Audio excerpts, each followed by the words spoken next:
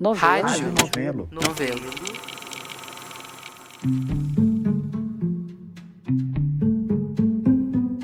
Tá começando o Rádio Novelo Apresenta. Eu sou a Branca Viana. E essa semana, a gente está mergulhando nas trevas. E antes que você desligue o episódio, esse não é um alerta de conteúdo. Eu só tô dizendo que as duas histórias que a gente tem hoje se passam no escuro da noite. Literalmente e figurativamente também. A primeira história se passa na solidão de uma calçada noturna. E quem conta é a Flora Thomson DeVoe.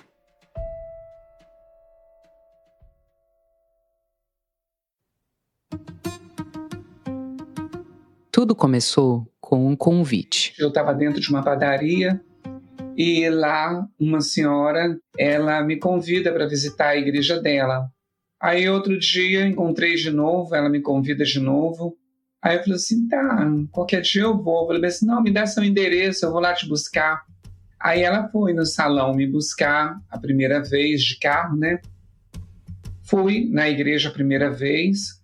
Aí ela foi de novo no salão me buscar para ir mais vezes. Na terceira, na quarta vez, ela falou assim, olha, agora você já está bem ambientada, eu não preciso mais te buscar. Essa é a Mel. Meu nome é Mel Correia Rosário, conhecida como Mel Rosário. A Mel é cabeleireira, tem um brechó e cuida da mãe dela. Moro em Vitória, Espírito Santo. E no começo dos anos 2010, ela começou a frequentar a Assembleia de Deus Nova Aliança, ali no centro de Vitória. Só que o tempo foi se passando e eu fui sentindo que eu fui incomodando por eu ter os trajes, né, trajada como mulher, cabelo comprido. Eles me chamavam de ele, né? E pelo nome de Robson, que é o meu nome de batismo, não aceitava de forma nenhuma me chamar de Mel. A igreja tinha trazido a Mel para dentro, tinha chamado ela para fazer parte da comunidade. Mas aí começou outro tipo de investida. E o pastor, vendo que eu não cortava o cabelo, não usava roupa de homem, ele falava comigo, você para ficar aqui, você tem que tomar uma posição de homem. Eu falei assim, meu filho, só se eu for nascer de novo, que eu não sei ser homem. Ao que parece, nem o pastor aceitou essa negativa, nem a Mel levou a ordem muito a sério. Eu não levei isso a ferro e fogo. Eu continuei indo para a igreja como se nada tivesse acontecendo. Só que estava acontecendo uma coisa. Queriam fazer, vamos dizer assim, cura gay, né? A chamada cura gay é ilegal no Brasil desde 1999. Mas ao longo dos anos, várias entidades têm oferecido serviços nesse sentido, usando tudo quanto é tipo de técnica. No caso dessa igreja, segundo a Mel, era assim. Eles me botavam na rodinha para tentar ver se manifestava algum espírito supostamente demônio, né? Pombagira, não sei o quê, coisa, espírito, né? Só que eles ficavam, sai, com os espíritos, achando que tinha espírito que me usava para ser homossexual. Só que não saía nada, né? Não sei como era para Mel nessas horas. Como era a sensação de estar nessa roda. Quando eu conversei com ela, ela já estava bem tranquila. Porque eu já tinha consciência de que não era demônio. De novo, eles tinham chegado no impasse. A Mel sabia que não estava possuída, mas eles tinham a convicção de que ela estava. E eles constantemente tentando expulsar demônio. Mas aí, em algum momento, essas tentativas de exorcismo teriam tomado um rumo mais sinistro.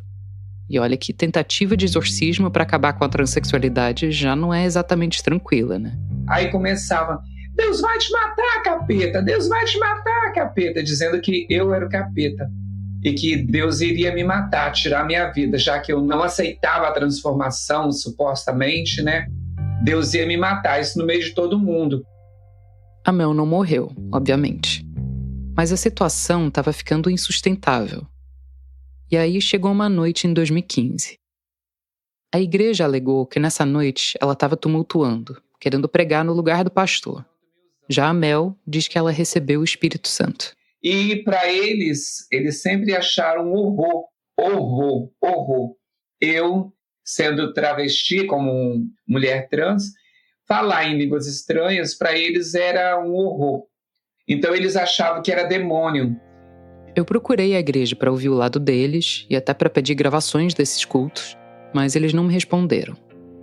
Mas o que dá para falar é que naquela noite a Mel foi expulsa. Aí me arrastaram, saíram me pegando, um na perna, outro na outra perna, um no braço, outro no... E depois, no outro dia, eu estava lá na igreja, na porta da igreja. Aí começou o meu cartaz como protesto. Você lembra como foi esse primeiro cartaz? Ai, tem tanto tempo. Foram tantos cartazes, tantos. Uma história começou no dia em que a Mel recebeu aquele convite para entrar na igreja. E uma outra história começou na noite em que ela foi tirada de lá. A Mel é uma figura conhecida aqui, né, na cidade, assim, esse protesto dela, ela faz desde 2015. Essa é a Tati Franklin. Ela ficou sabendo da Mel mais ou menos nessa época, junto com a Suelen Vasconcelos. O caso dela foi muito repercutido, assim, aqui em Vitória, na TV, jornais e tal. Ela vai para frente da igreja e segura os cartazes com algumas frases para... A escolha do cartaz foi estratégica. Eu não ia afrontá-los, né? Ficar lá com o microfone, pra ficar falando, nem ficar lá igual doida gritando, porque eles iam falar bem assim, ó, quem passasse ia falar, essa daí tá doida, né? Aí, quando eu era criança, a minha avó, ela me ensinou a fazer as letras na pauta dupla. Como minha avó podia imaginar, né, que um dia eu ia precisar daquilo? Todo mundo que mora no centro, naquela rua, que passa por aquela rua, conhece a Mel. É uma ruazinha bem pequenininha e não tem como você não ver, assim, se você passa por ali. Mas, para além disso, ela é uma figura muito popular, assim, ali no centro da cidade, né, no centro de Vitória. Todo mundo conhece. Em 2015, a Mel apareceu num curta chamado Eu Mulher, em que várias mulheres trans contaram histórias de vida, delas e de outras mulheres. E nesse curta, a Mel contou a história da expulsão da igreja. Ele gostaria que eu cortasse meu cabelo, usasse a calça de homem, me trajasse como homem e andasse como homem. Só que eu estaria sendo hipócrita. Que mudança seria essa? Seria uma mentira. Depois de conhecer a Mel num festival de cinema, a Tati e a Suelen, junto com um amigo delas, o Thiago Molan, começaram a acompanhar a vigília da Mel. O filme que eles fizeram se chama Toda Noite Estarei Lá. No documentário dá pra ver a Mel pintando os cartazes dela, pintando a casa dela com frases bíblicas, pintando o cabelo da mãe dela. Ela tá com vergonha de você. Vou tirar a mão, não. Ela tá com vergonha que eu tô pintando o cabelo dela. Tem um equilíbrio bonito entre o embate com a igreja e o dia a dia da Mel. Ela não se resume a essa briga, mas esse encontro com a igreja dá o ritmo ao filme. Nos cartazes, com a letra firme e grande, a Mel pinta frase atrás de frase, noite atrás de noite. Apocalipse. Pastor proíbe transexual entrar na igreja. O que é amar? Você tem amor? Eu quero entrar na igreja de Deus. Homem mau, arrependa-se. Sua balança falsa é abominação, mas você não ficará impune. Eu creio. Sua trindade está dormindo. Grite mais alto. O protesto ia rolar até que a porta se abrisse. A Mel ficava lá, na porta, em silêncio, durante o culto todo. Durava umas 2 horas. E tinha bastante culto. Domingo, terça, quarta, quinta e sexta. Aí eu ia em todos. Não foi uma grande mudança de rotina para ela. Ela já ia mesmo. Só que agora, ela ia do lado de fora. Eu fiquei pensando no propósito desse protesto. Você tem 2 públicos. O pessoal que está entrando e saindo da igreja, que em muitos casos já julgou sua causa, e tem também o pessoal que está passando na rua. Era mais fácil o pessoal passando na rua simpatizar com a causa, em princípio. Mas o foco da Mel estava nos fiéis. Então eu uso a Bíblia contra eles, já que eles querem usar essa parte contra mim. Ou seja, já que é para seguir a Bíblia à risca, tem um monte de gente que está no erro, né? Então ela usava os princípios bíblicos para apontar essa hipocrisia. Só que, acompanhando tudo isso ali, a Tati e a Suelen ficavam meio desconcertadas com a abordagem da Mel. Você vê um cartaz, Deus odeia o divórcio. Falo, meu Deus, o que é isso, Mel? Cansei de colocar muitas vezes, divórcio é pecado. E aí ela vai explicar, não, eu tô querendo dizer com isso, eles sabem, é que tá na Bíblia que o divórcio é pecado. Se a régua é a Bíblia, então o divórcio é pecado. É pecado também, você quer falar de mim? É igual Magno Malta. Magno Malta tá no 4º casamento, tá todo em pecado e quer falar família, plano de Deus. Ou então vai honrar a família que tem, não? A Mel podia estar do lado de fora da igreja, mas ela estava fazendo o protesto dela nos termos da igreja. A minha vida, pra falar a verdade, era igreja. Era isso, não ia para outro canto, era só igreja. E eu gostava, né? Tem uma coisa que você pode estar se perguntando. Como que ela podia gostar de lá? Por que ela não tinha metido o pé antes? E por que ela queria tanto estar naquele lugar que tinha rejeitado ela? Todo mundo tem uma coisa para dizer sobre essa luta dela, né? Por que ela não vai para outra igreja? Nada a ver ela ficar aí. Porque para que frequentar um espaço que não te quer? Então, era uma chance dela contar também a história da versão dela. Então, Deus Pai de Jesus Cristo disse que na minha casa, venha todos. Quando ele chama todos, ele não faz acepção de pessoas, porque Deus não faz acepção de pessoas. E qual que era a sua história com a fé antes disso? Sempre foi... A Mel estava com um sorriso enorme na cara durante a entrevista quase toda. Mas quando fiz essa pergunta, o sorriso se desmanchou.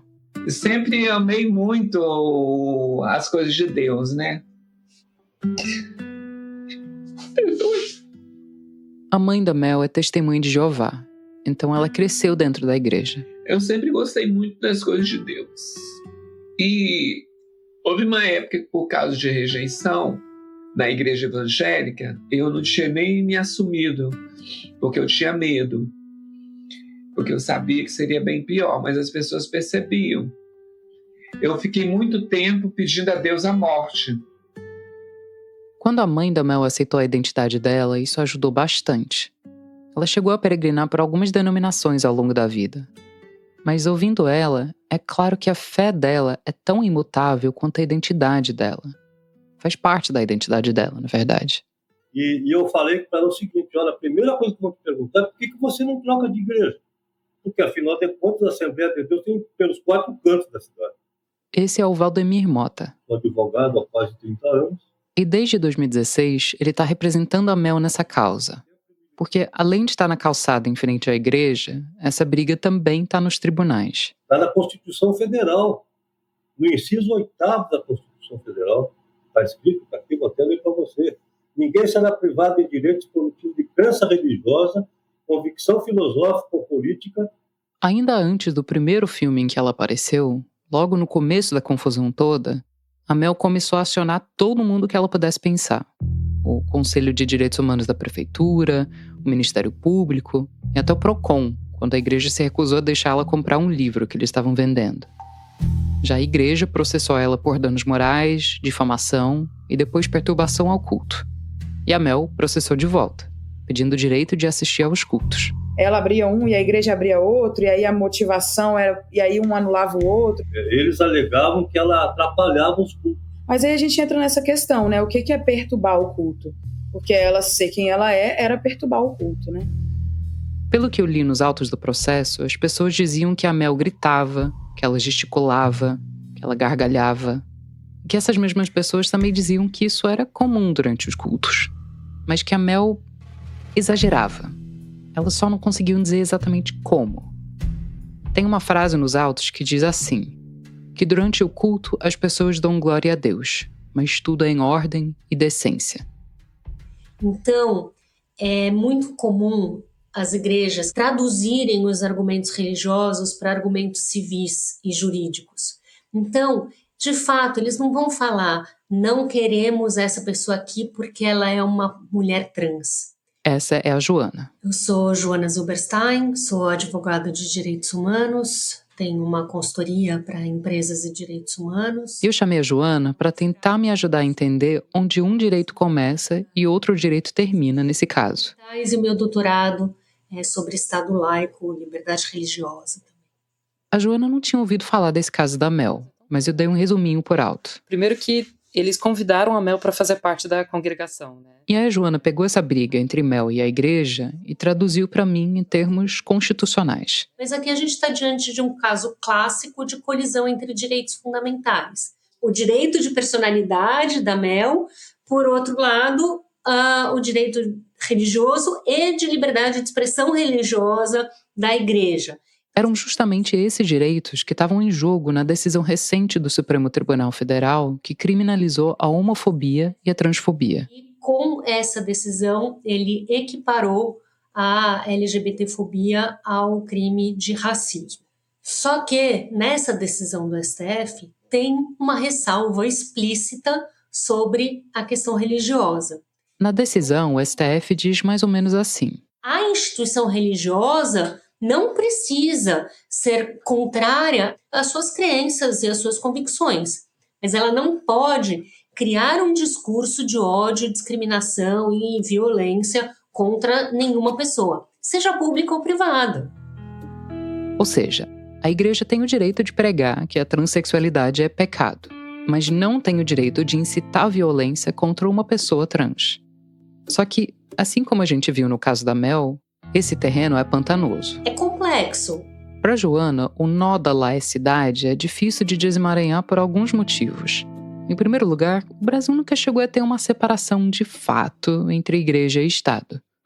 E além dessa realidade histórica, no caso do Brasil, o debate sobre o lugar da religião na esfera pública nunca é simples. Ainda que a gente queira deixar a religiosidade exclusivamente no âmbito privado, isso é impossível na vida real, porque as pessoas carregam a sua religiosidade. Quando elas entram numa repartição pública, elas não deixam a religião do lado de fora, elas levam com ela. A religião, ela não pode permear as decisões e instituições públicas, mas é impossível excluir a religião da vida pública. E quando a gente consegue entender isso, consegue aceitar isso, a gente consegue também definir melhor os limites do que a gente está falando. Eu lembro de sempre acompanhar casos nos Estados Unidos sobre a presença de uma cruz em terra pública, sobre monumento aos 10 mandamentos em frente a um tribunal, sobre oração em escola. Todos exemplos de fé entrando na esfera pública. E aí o caso da Mel me pareceu uma inversão curiosa. Uma cidadã pleiteando para o Estado o direito de entrar num templo privado. Mas a Joana explicou que essas são duas coisas diferentes. Você tem uma loja e você quer contratar uma vendedora. Você não pode falar, eu quero uma vendedora branca. É proibido, isso é discriminação racial. Então, mesmo na esfera privada, você tem limitações da tua atuação. Você não pode discriminar, ainda que seja uma loja, uma empresa privada. Então, a igreja também não pode discriminar. Nos tribunais, no caso da Mel, tudo foi andando bem devagar, com muitas acusações de parte a parte. Numa determinada altura, eles chegaram a assinar um acordo judicial, dizendo que a Mel podia voltar a frequentar a igreja, contanto que ela não perturbasse mais o culto e que ela não sofresse transfobia lá. A Mel voltou para a igreja e começou tudo de novo. Logo depois desse acordo veio a pandemia. E aí a igreja botou um sistema de biometria para acesso e se recusou a cadastrar a Mel. Resultado, a Mel voltou para fora da igreja e continuou com os cartazes lá fora. Toda noite a Mel estava lá. Dá-lhe cartazes, dá-lhe protesto. Toda noite, até que a porta se abrisse de novo. A Mel é bem sincerona, sem papas na língua.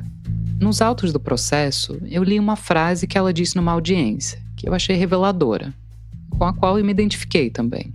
Diz assim, que a Mel admite que quer frequentar os cultos da igreja referida porque a atitude fez com que gerasse uma picuinha por parte da depoente, que agora quer continuar a ser aceito pela igreja referida por entender que é uma questão de direito.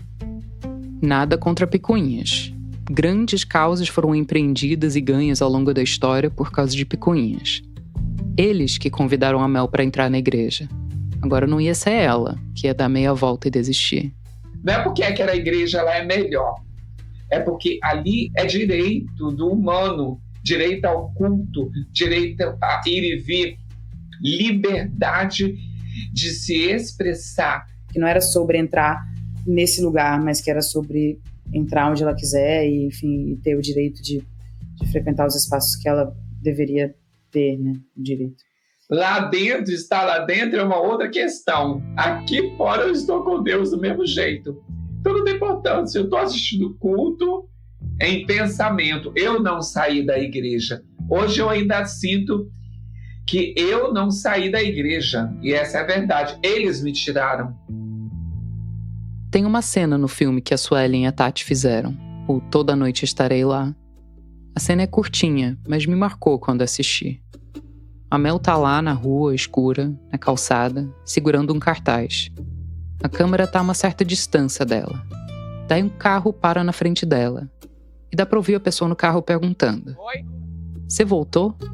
Voltei até que eles aprendam a amar.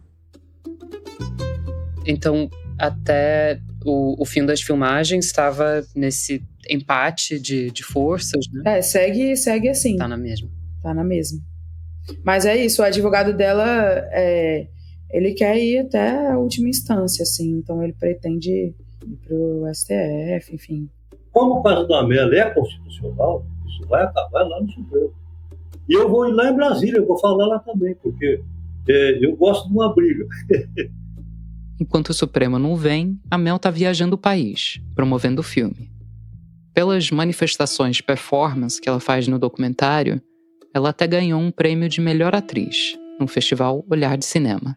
Eu sozinha, ali fazendo protesto. Jamais poderia imaginar que eu ia virar atriz, né? Agora mais ainda, porque agora que tem o filme, ela ganha uma força, né? E ela vai para a porta da igreja com cartaz, com o nome do filme, e escreve aonde que o filme tá, e aí por aí vai, né? Ela já escreveu na rua, assim, no asfalto. Estamos em Fortaleza. Tem um cartaz dela que diz cinema de porta aberta para nós.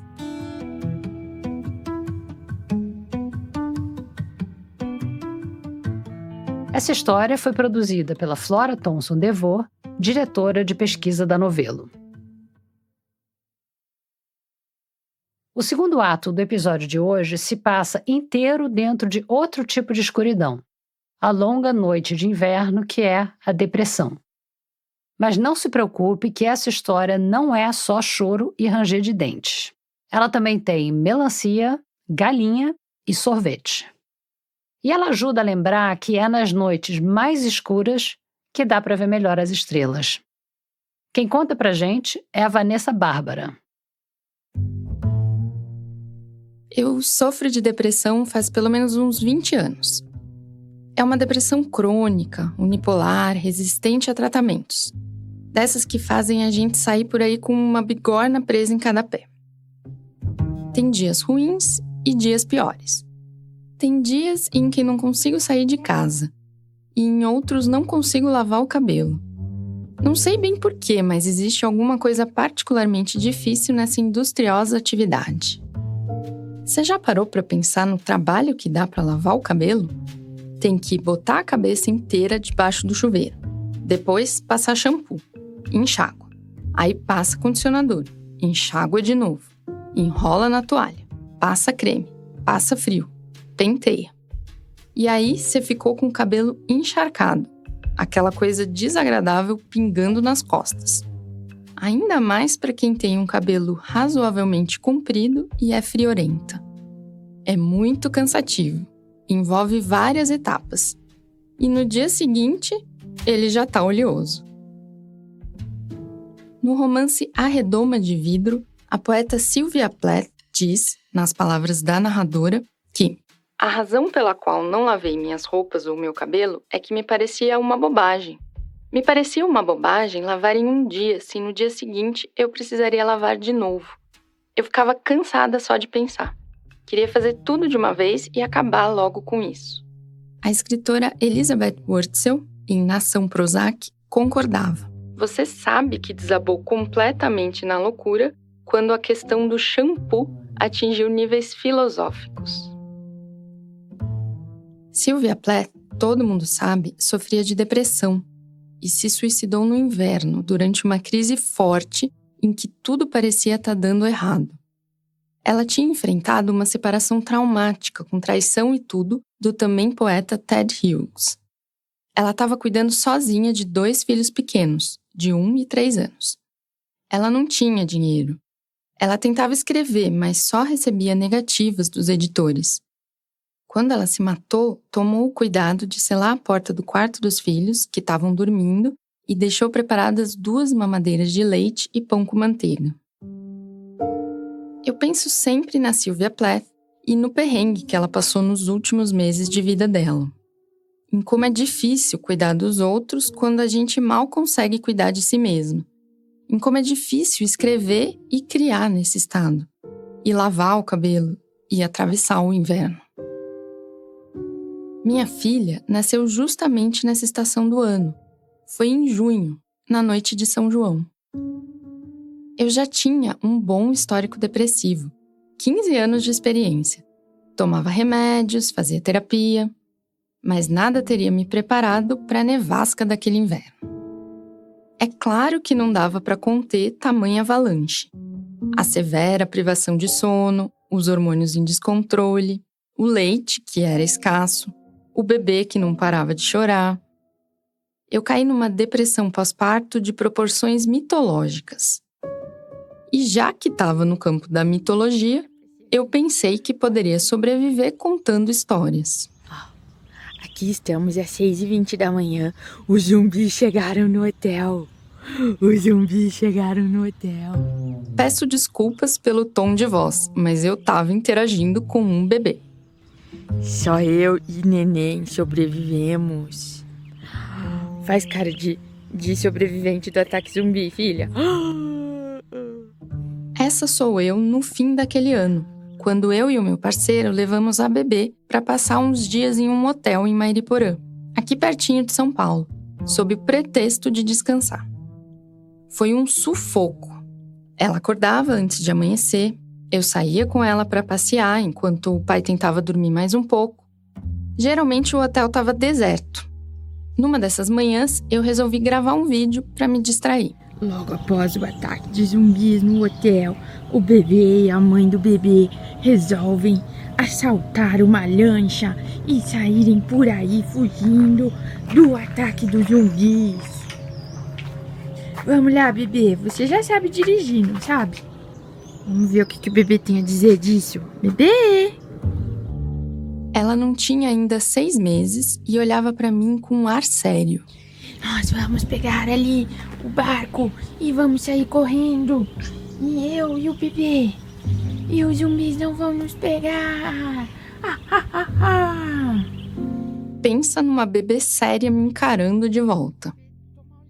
Esse vídeo resume bem o meu puerpério, que é o período imediatamente após o parto, e os meses que se seguiram. Foram manhãs geladas de solidão e privação de sono, enquanto o resto do mundo parecia ter sido dizimado por um ataque zumbi.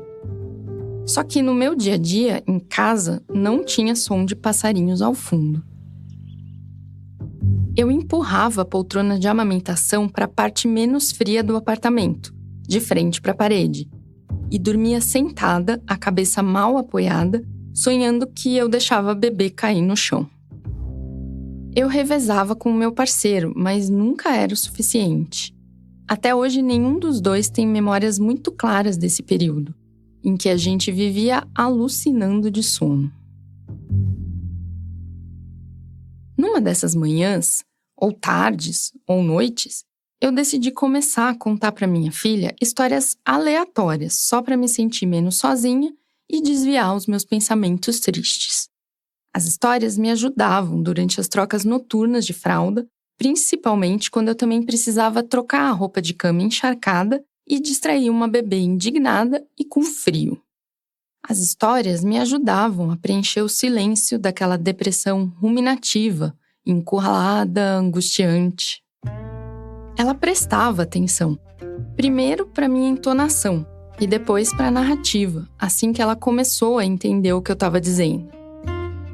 Eu contei histórias do dia em que escorreguei de um barco, do dia em que meu ônibus pifou num cruzamento, do dia em que confundi maçãs com tomates, do dia em que 2 baldes saíram voando pela nossa janela, qualquer coisa. Ela amava a história de um amigo que foi picado por uma abelha e continuou jogando vôlei com o pé inchado. Era gráfica, era heróica, era divertida. As palavras, novas e antigas, pareciam nos trazer grandes possibilidades para o futuro. Ela estava aprendendo a falar e a andar. Ela já entendia tudo o que a gente dizia. Ela tinha sido matriculada na creche. Dali para frente, tudo ia melhorar. E enquanto eu conto essa história, eu confesso que omiti de propósito um detalhe, um pequeníssimo adendo sobre a cronologia dos acontecimentos. É que, bem quando as coisas iam melhorar, a gente estava começando gloriosamente o ano da graça de 2020. E aí, a Covid chegou. Coronavírus. Isso, o coronavírus. Pelo menos, ela já sabia pronunciar o nome completo da nossa desgraça. Enfim, a pandemia de Covid chegou quando minha filha tinha 1 ano e meio. E tudo foi para a cucuia mais uma vez. No meio de uma nova rodada de isolamento e depressão, valia todo tipo de narrativa que estivesse à mão. A gente lia as bulas dos remédios, por exemplo, e os folhetos com ofertas do supermercado. Todas as noites, a gente passou a observar o céu da nossa varanda pequenininha. Ela amava ver um planeta bem específico, o mais brilhante de todos. O Vênus. Quando? Quando está de noite, papai. Quando está de noite, vê o Vênus, papai. Ah, entendi. Ela se preocupava com o fato de Vênus não ter nenhuma lua. Não tem nenhum homem e tem asteroides. Tem asteroide? Não tem nenhuma lua, não tem nenhum amigo, mas tem asteroide. Tem um só. Um amigo só. Um amigo asteroide. Um asteroide. Nas noites nubladas, ela ficava chateada. A palavra certa é pistola. Ela ficava pistola, mas essa palavra ainda não está dicionarizada nessa acepção. Ela ficava pistola porque não tinha nada para ver no céu. Explica pro papai o que aconteceu. A nuvem cobriu Vênus. A nuvem cobriu Vênus. Puxa, e agora? O vento vai adubar. Ah, Tradução: o vento vai assoprar. No caso, a nuvem. Como se vê, apesar de ter uma personalidade um tanto colérica, ela ainda acreditava em finais felizes. Eu contei para ela o enredo de um livro do escritor russo Ivan Goncharov, que estava na minha mesa de cabeceira e que fazia todo sentido naquele momento de isolamento pandêmico. O Oblomov não quer sair da cunha dele. O Oblomov. Ele é o meu dia. O protagonista, Ilya Ilyich Oblomov, se recusa a sair do quarto. Ele leva dezenas de páginas para passar da cama para uma cadeira. E era o meio-dia, diz o início do livro. Minha filha gostava de pegar uma flanela molhada e tirar o pó dos móveis do quarto enquanto conversava com o Oblomov. E ela adorava fingir que estávamos presas em casa, não por conta da pandemia, nem por conta da minha depressão, mas porque éramos personagens de uma novela russa. Oblomov, vamos andar de roda gigante? Ela sugeria, animada. Ou, vamos ver o mar? Que eram as coisas mais aventurescas que ela podia cogitar no meio da quarentena. Mas o Oblomov não queria sair da caminha dele. A propósito, eu super entendo essa vibe do Oblomov. Minha filha, que agora já tinha 2 anos e que aqui vou chamar pelo codinome Batata, porque esse era o apelido dela, gostava de exercitar suas faculdades literárias em qualquer lugar, inclusive no banho.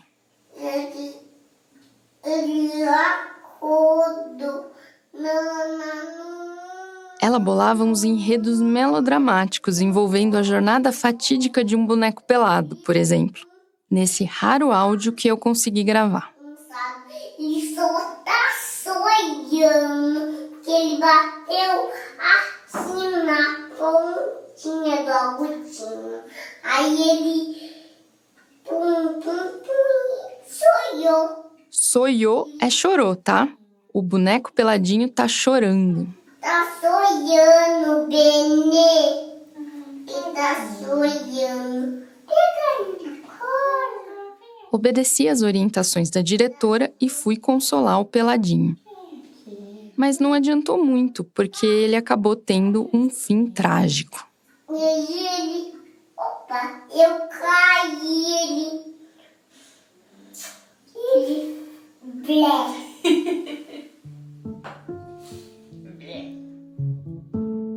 Como a Batata ainda era muito pequena, ela não entendia porque às vezes me faltava energia para inventar histórias, até as mais curtinhas. Por que a mamãe chora o tempo todo? Ela perguntava. Eu respondia que tinha uma doença, mas que tinha médicos e remédios para me ajudar. E nem é o tempo todo, eu dizia. Agora, por exemplo, eu não tô chorando, viu? Ela me encarava como se eu fosse uma bomba relógio prestes a detonar. A minha depressão era como o clima. Ninguém sabia se o inverno ia chegar forte ou suave, se ia chover fininho ou cair uma tempestade. Apenas acontecia.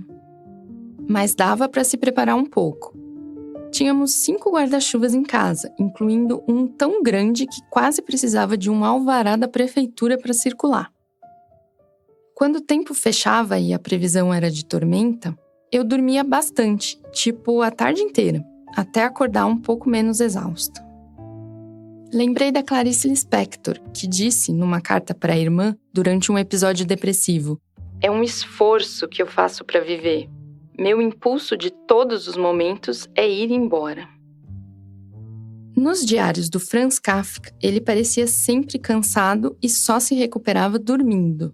Quanto esforço para permanecer vivo, ele chegou a escrever. Nos momentos mais agudos, eu chorava muito e minha filha ficava impressionada. Ela tentava tomar alguma providência. Ela atravessava a sala correndo para segurar a minha mão, fazer carinho no meu braço ou me dar uma florzinha de plástico. Ela contava a única piada que sabia, a do elefante que passava por baixo da porta dentro de um envelope. Ela corria até o meu quarto e pegava da gaveta uma meia de lã bem grossa. "Não precisa chorar se você tem um balão", ela me ofereceu outro dia.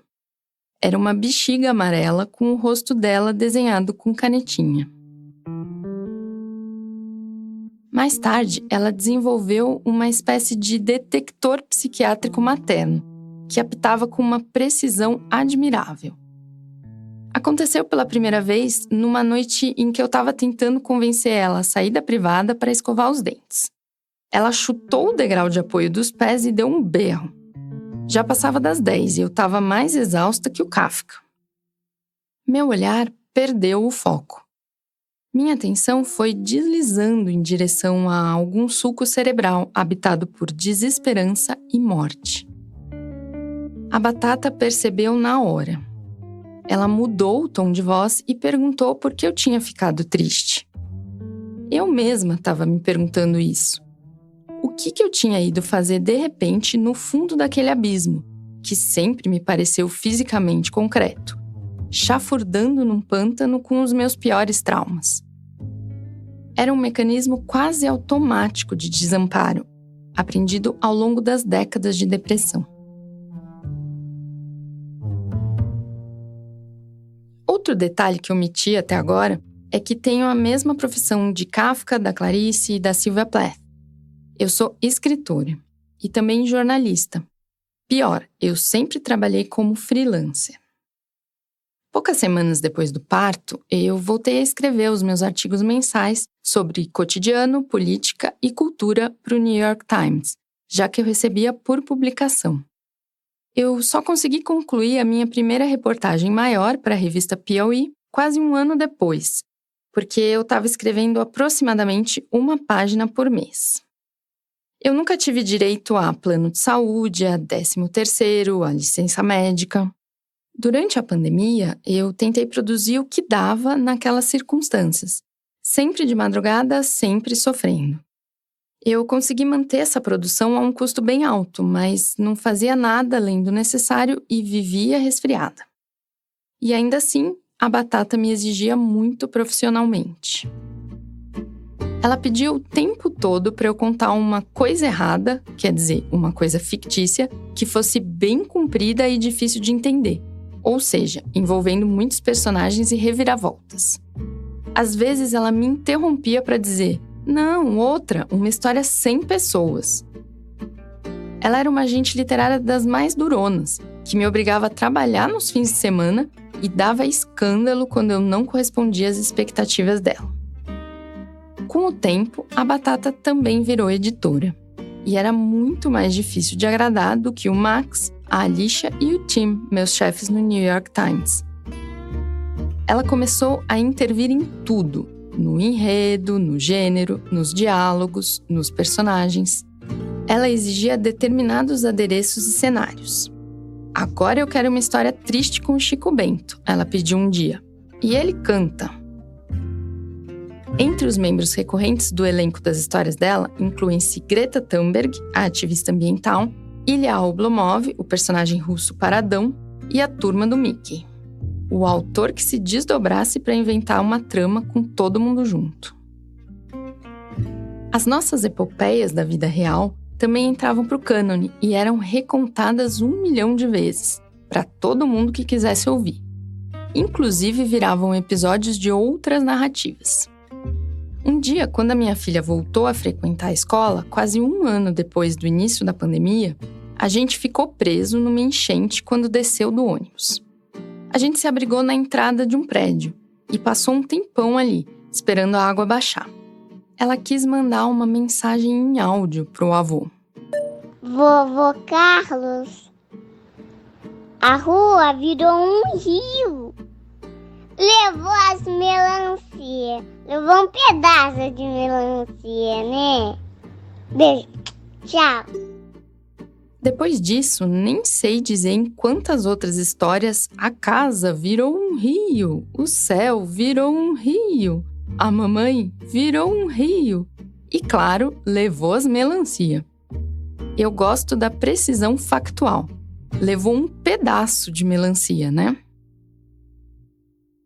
O próprio ritual da leitura fazia parte das fabulações. Certo dia, o ursinho Blau Blau não queria dormir e pediu que a mãe dele, no caso, a Batata, no auge de seu vigor pedagógico, lesse mais histórias de um livro, que, na verdade, era uma agenda velha sem nada escrito. Ainda assim, ela acompanhava as linhas imaginárias com o dedo, para fingir que estava lendo. Era uma vez um sapinho muito bonitinho. Mas o Blau fez uma maluquice e ele também ficou zangado. Mas de repente, BAM! Caiu um lenço amarelo no chão. Também caiu um rosa, azul, vermelho, laranja, arco-íris. Não sei mais qual cor que foi. Anil, violeta. Anil. É porque nessa história é assim. Pronto, acabou. Mais uma. Não vai ler história amanhã. A Batata sempre foi uma mãe e profissional mais durona do que eu. Só mais uminha, tá? Tá bom. Só mais uminha, hein? Oba. Só você ficou aqui, hein? Mamãe já tá cansada. Eu acho que a mamãe, no meio da história, mamãe vai dormir. Também era comum ela se encher de uma determinada história e desistir no meio, passando para outra brincadeira. Sem nenhum respeito pela plateia, que aguardava o desfecho com grande curiosidade. Vamos terminar essa história e outro dia a gente descobre. Agora vai ser outra história, Hoje a Batata é uma criança de 6 anos que sabe ler, escrever e construir uma narrativa coesa com um fino senso de estrutura e unidade aristotélica. Tempos atrás, a gente estava voltando da escola quando ela decidiu inventar uma história dentro do ônibus lotado. Eu pedi para ela falar mais baixo, sem sucesso. Numa certa altura, estava todo mundo numa caverna bem funda, com um gigante e um sorvete enorme, que na verdade era um monte de baldes de sorvete.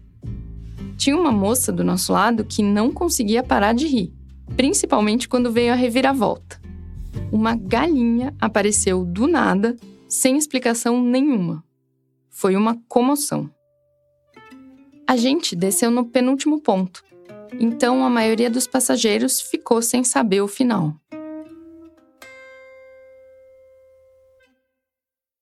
Assim como outros escritores, eu também recorri à mitologia grega, esse repositório aparentemente infinito de tramas mirabolantes, reviravoltas e tragédias. Em busca de inspiração, eu comecei a maratonar o podcast Noites Gregas e a pesquisar feito doida. Li tudo que me caía nas mãos sobre o tema. Outro podcast que eu vi de cabo a rabo foi o Natalie Haynes Stands Up for the Classics, da BBC, em que a classicista e escritora britânica apresenta números de comédia stand-up sobre temas como mulheres espartanas, Pompeia, Jocasta e Aristófanes. Mas tudo começou com a história de amizade entre Damão e Pítias, que li em uma reportagem aleatória sobre um espião cipriota na revista New Yorker. É uma lenda tão boa que vale contar inteira. Ok, talvez seja só uma desculpa para convidar o professor Moreno, do Noites Gregas, para contar esse mito pra gente. Esse mito conta a história de Damão e Pítias, 2 amigos que viajaram até Siracusa para estudar filosofia. E lá Pítias, por criticar o rei Dionísio, que era um tirano terrível, acabou por ser condenado à morte. Ele aceita filosoficamente e com dignidade a sentença, mas ele pede ao rei que deixe ele dar uma passada na Grécia, porque ele tem pais muito velhinhos e ele gostaria de se despedir deles e que eles o vissem antes que ele morresse. Depois ele ia voltar. Evidentemente que o rei achou graça. Tá pensando que eu sou otário. Depois que tu saíres daqui, nunca mais eu ponho as mãos em ti. É claro que não. É quando intervém o amigo Damon e diz: não, majestade, eu fico como refém, e se ele não chegar no dia que o senhor marcar, o senhor vai ter ao menos alguém cuja cabeça poderá cortar. Este rei era extremamente desconfiado, mas por isso ele fica muito curioso com a proposta. E ele resolve aceitar, só para ver no que ia dar. Ele aceita o acordo, então, tranca o Damon. Se fizesse um bolão na cidade, todo mundo ia apostar que Damon, em breve, ia ver a grama nascer por baixo, como se diz. Ora, quando chega o dia fatal, a hora H, quando já terminaram os preparativos para a execução do Damon, ele chega. Chega esbaforido, extenuado, desfigurado, ofegante, e se atira ansioso aos pés do Dionísio e diz: olha, majestade, desculpa o atraso. Eu passei por poucas e boas nessa volta. Fomos atacados por piratas e depois naufragou o nosso navio. E a única coisa que me mantinha lutando sobre as águas era saber que a vida do meu amigo aqui estava correndo perigo. Dionísio ficou tão espantado com o gesto e tão comovido com esse exemplo de lealdade entre amigos, que ele perdoou o prisioneiro e liberou os 2, declarando, dizem alguns, que se pudesse, ele gostaria muito de fazer parte dessa amizade. Acho que essa história foi a faísca que reacendeu o meu interesse pelas narrativas da mitologia grega. E do nada, tudo começou a se encaixar. O Caos, o Tártaro, o Puerpério, Sísifo, Kafka, Ulisses, os tampões de ouvido, as Amazonas. Se eu não conseguia superar a depressão, pelo menos podia tentar criar alguma outra coisa a partir dela. Uma coisa bela a partir de algo que é eminentemente destrutivo. Então, ano passado, eu sentei para escrever um romance sobre depressão, maternidade e literatura. deu um trabalho desgraçado. Eu pensava em desistir, uma vez por mês. O livro foi publicado em maio de 2024 pela editora Fósforo. Se chama 3 Camadas de Noite. O título se refere ao Tártaro, uma espécie de submundo da mitologia grega, onde estão as cavernas e os poços mais profundos, úmidos e frios do planeta, para onde todos os inimigos dos deuses são enviados e onde eles são castigados pelos seus erros. O Tártaro é isolado por uma cerca de bronze e por um colar, com 3 camadas de noite. Esse era o lugar onde fui morar desde que virei mãe, considerando o isolamento da pandemia e o peso da minha depressão. Nas palavras do poeta Hesíodo, só mais um chorinho do professor Moreno, vai? Pois uma bigorna de bronze, caindo do céu por 9 noites e 9 dias, atingiria a terra só no 10º. E, novamente, a mesma bigorna, caindo da terra por 9 noites e 9 dias, só alcançaria o Tártaro no 10º. De acordo com o que eu podia inferir, a maternidade só podia ser um castigo dos deuses, que por uma razão ou outra me condenaram ao Tártaro daquele apartamento. Acordar, cuidar, limpar, cozinhar, costurar, dormir e repetir tudo no dia seguinte. Sem folga, sem poder enxergar o céu direito. Eu era uma das Danaides tentando encher um tonel furado ou um óquino tecendo uma corda enquanto um burro comia essa mesma corda. O escritor francês Albert Camus dizia: é preciso imaginar Sísifo feliz. Não consta que ele tenha sido mãe.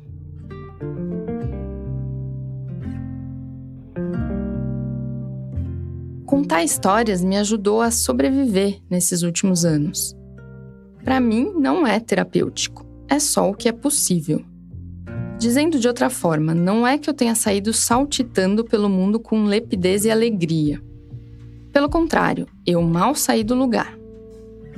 Tem sido, sim, uma marcha arrastada num campo de neve, com uma criança no colo, sem os trajes adequados, e eu não sei exatamente para onde eu tô indo, porque a franja caiu no olho.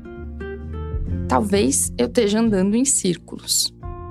E apesar disso, foi a Batata que me ensinou como terminar uma narrativa complexa quando você está desesperado e sem nenhuma ideia de como continuar. Ela simplesmente aparece, voando, como artifício de resolução de enredo. Isso se chama Batata Ex Machina. Funciona sempre. E faz a história seguir adiante, mesmo quando a narradora não tem forças nem para lavar o cabelo.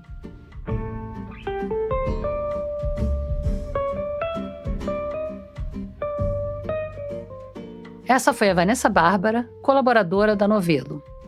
De novo, o livro dela se chama 3 Camadas de Noite, saiu agora em maio pela editora Fósforo e eu recomendo demais a leitura. O livro é muito bom.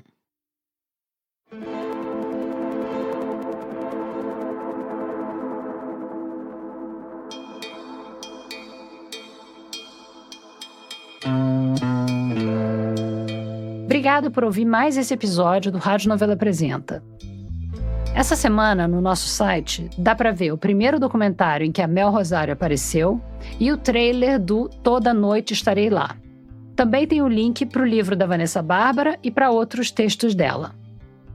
Aproveita que você está aí pertinho do celular e segue o Rádio Novelo Apresenta no aplicativo que você usa para ouvir podcast.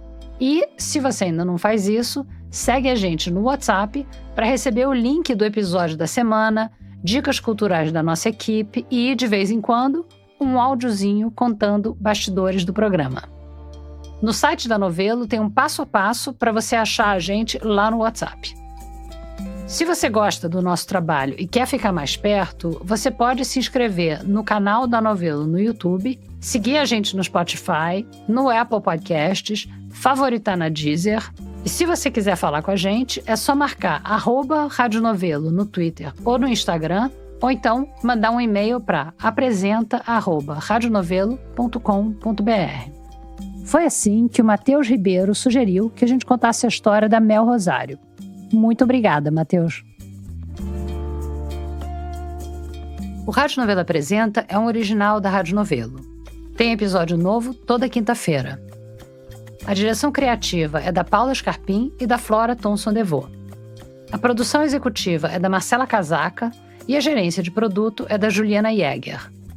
Nossos produtores sênior são o Vitor Hugo Brandalize, a Evelyn Argenta, a Bia Guimarães, a Sara Zoubel e a Carol Pires. As produtoras da nossa equipe são a Bárbara Rubira, a Natália Silva, a Júlia Matos, a Ashley Calvo e a Carol Moraes. A checagem desse episódio foi feita pela Caroline Fará. Nesse episódio, a gente usou música original de Pedro Nego e também da Blue Dot. A mixagem é do Pipoca Sound. O desenvolvimento de produto e audiência é feito pela Bia Ribeiro. O design das nossas peças é do Gustavo Nascimento. A nossa analista administrativa e financeira é a Tainá Nogueira. E a nossa estagiária é a Isabel de Santana. Obrigada e até a semana que vem.